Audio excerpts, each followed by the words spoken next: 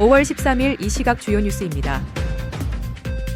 KDI는 통화정책의 유연한 대응을 이유로 한국은행의 기준금리 인상을 권고했습니다. 이재명 대통령은 일부 언론이 김용범 청와대 정책실장의 발언을 편집해 음해성 가짜뉴스를 유포했다고 지적했습니다. 기후부는 전기차 보급사업 수행자 선정 평가 기준을 확정해 100점 만점에 60점 미만 사업자는 보조금 지원 대상에서 제외하기로 했습니다. 삼성전자 주주운동본부는 노조의 매년 영업이익 15% 요구가 법적 회계적으로 문제가 있다며 비판했습니다. 도널드 트럼프 미국 대통령이 엔비디아의 젠슨 황 회장이 현재 중국으로 향하는 에어포스 1에 탑승해 있다고 직접 밝혔습니다. 국책연구기관 KDI가 한국은행의 기준금리 인상을 권고했습니다.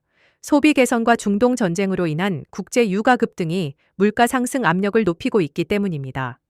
KDI는 올해 성장률 전망을 1.9%에서 2.5%로, 물가 상승률 전망도 2.1%에서 2.7%로 상향 조정했습니다. 기대 인플레이션율도 2월 2.6%에서 4월 2.9%로 지속 상승하고 있습니다. 정규철 KDI 것이 금융정 최경구 부장은 기대 인플레이션이 상승하고 물가 상승이 지속될 신호가 누적되면 통화정책으로 대응해야 한다고 밝혔습니다. 다만 금리 인상 시기는 중동 전쟁 양상의 불확실성으로 확정하기 어렵다고 설명했습니다. 이재명 대통령이 김용범 청와대 정책실장의 국민 배당금 제안을 둘러싼 가짜뉴스를 강하게 비판했습니다. 이 대통령은 13일 X를 통해 일부 언론이 김 실장의 발언을 편집해 잘못 보도했다고 지적했습니다. 김용범 실장이 실제로 제안한 것은 AI 부문 초과 이윤으로 발생하는 국가의 초과 세수를 국민에게 배당하는 방안이었습니다. 하지만 일부 언론은 이를 기업의 초과 이윤을 직접 배당한다고 왜곡 보도했습니다. 이 대통령은 정치적 비난도 사실에 기반하지 않으면 민주주의를 해친다며 언론의 정확한 보도를 촉구했습니다.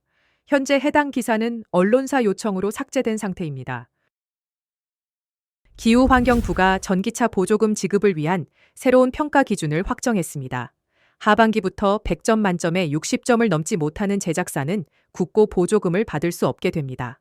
평가는 기술개발, 공급망 기여도, 환경정책, 사후관리, 안전관리 등 5개 분야로 진행됩니다. 가장 높은 배점인 공급망 기여도 40점은 국내 생산 설비 운영과 부품 조달 비중을 중점적으로 평가합니다. 테슬라와 비아드 등 수입 브랜드들은 국내 생산 기지와 보안 인증 강화에 나서야 할 상황입니다.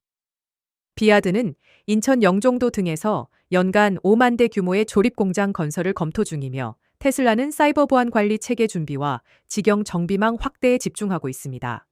기후부는 이번 조치가 국내 전기차 생태계 구축과 소비자 보호에 기여할 것이라고 밝혔습니다. 삼성전자 노조가 영업이익의 15%를 성과급으로 요구하자 주주운동본부가 강력히 반발했습니다. 민경권 삼성전자 주주운동본부 대표는 자본시장 근간을 흔드는 일이라며 법적 회계적으로 맞지 않는 요구라고 비판했습니다. 영업이익에서 이자와 법인세를 지급한 후 남은 것이 주주 몫인 순이익인데 노조 요구는 회계적으로 임금을 한 차례 더 넣어주는 꼴이라고 지적했습니다.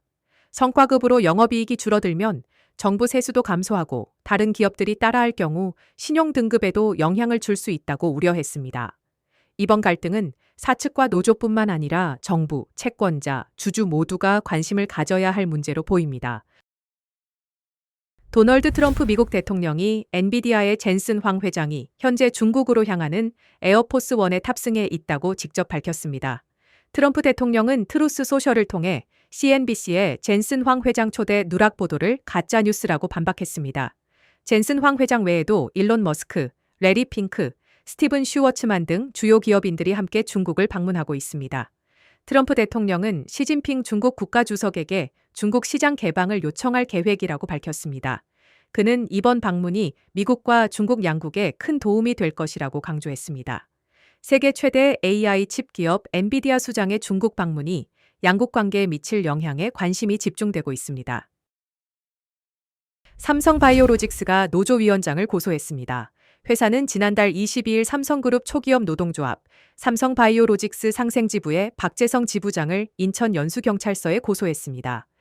고소 혐의는 대외비 유출과 명예훼손입니다. 회사 측은 홍보 관련 부서에 접수된 세금 계약서 내역 등이 파일 편집되어 유포되었다고 밝혔습니다. 삼성바이오로직스는 해당 유포자가 박재성 지부장이라는 정황을 파악했다고 전했습니다.